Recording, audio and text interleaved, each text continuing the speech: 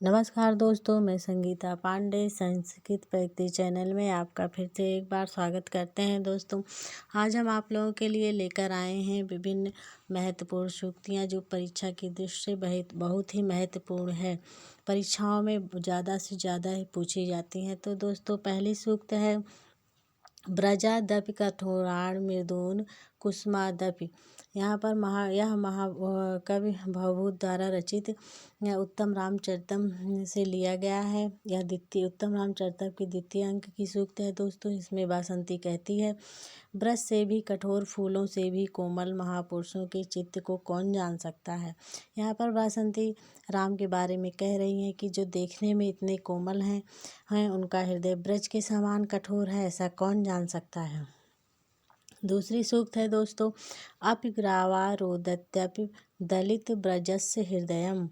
इसमें यह लक्ष्मण का कथन है। राम के बारे में राम से कह रहे हैं, लक्ष्मण जी, निर्जन स्थान में खिन्न चित्त आपके चरित्र से पत्थर भी रो पड़ा और ब्रज का भी हृदय फट गया। अर्थात यह उस समय का वर्णन है दोस्तों, जिस समय श्री राम जी सीता को वन गमन कराते हैं या वन जाने के लिए आदेश देते हैं या फिर उनको वन में लक्ष्मण को छोड़ने के लिए कहते हैं। उसी समय का वर्णन इस सूक्त में हुआ है कि उनके चरित्रों अर्थात श्री राम जी के आचरण से पत्थर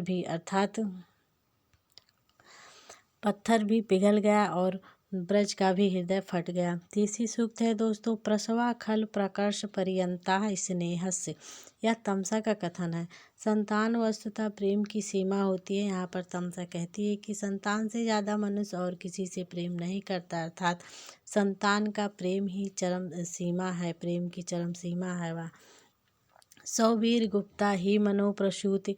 यह महाकाव्य कालिदास द्वारा रचित रघुवंशम के द्वितीय सर्ग से लिया गया है। इसमें गो सेवा व्रत के संदर्भ में कहा गया है कि मनु वंश में उत्पन्न राजा अपने ही प्रकर्म से आत्म सुरक्षा कर लेते हैं। अर्थात उन्हें अपनी रक्षा के लिए किसी सैन्य बल या किसी और की आवश्यकता नहीं होती है, ऐसा इस सूक्त में बताया गया है।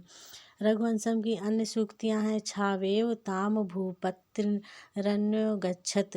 अर्थात राजा दिलीप ने नंदिनी गाय की छाया के भांति अनुसरण किया। अर्थात जिस प्रकार छाया पीछे पीछे चलती है, हमारे साथ चलती है, उसी प्रकार राजा दिलीप भी नंदिनी के पद चिन्हों का अनुसरण छाया के समान किया। दूसरी सूक्त है रघुवंशम की, धेनुर दिन छपा मध्य गतेव संध्या। सुदक्षिणा और दिलीप के बीच में दिन और रात के मध्य में स्थित संध्या के समान वह नंदिनी गाय लग रही थी। अर्थात जिस प्रकार संध्या काल सुशोभित होती है, ना तो पूरी तरह दिन होता है और न रात्रि होती है, उसी प्रकार से सुदक्षिणा और दिलीप के मध्य में वह नंदिनी गाय संध्या काल की भांति सुशोभित या शोभा दे रही थी। और तीसरी सूक्त है रघुवंशम की, संबंध माँ भाषणा पूर्ण माह।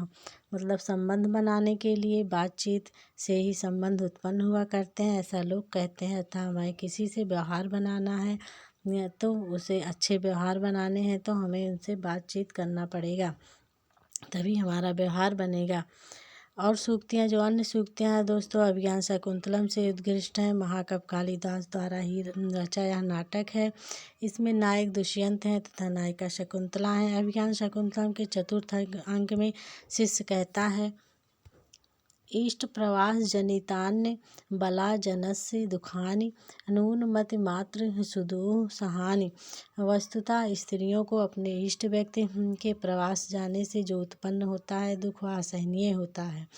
अर्थात इसमें शिष्य बता रहा है कि हम अपने इष्ट जनों से या अपने प्रेमी जनों से जब हम दूर होते हैं या फिर वह हमसे दूर होता है तो वह जो कष्ट होता है असहनीय होता है, अपार कष्ट होता है।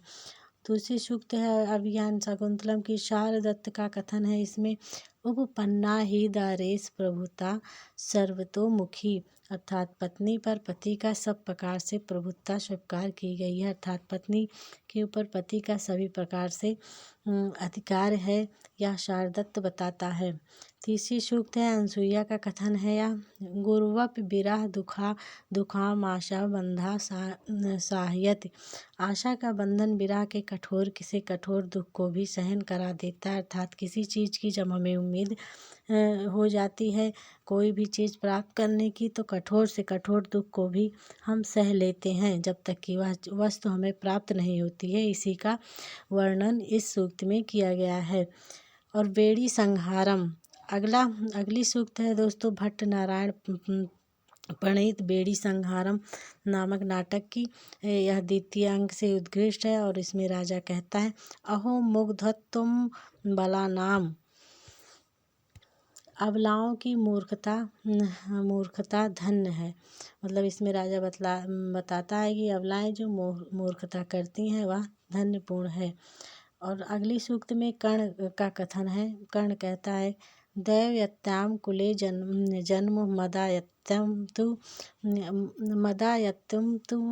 पौरुषम, अर्थात कुल में जन्म होना हमारे भाग के अधीन है, परंतु पौरुषता तो मुझ पर ही निर्भर करती है।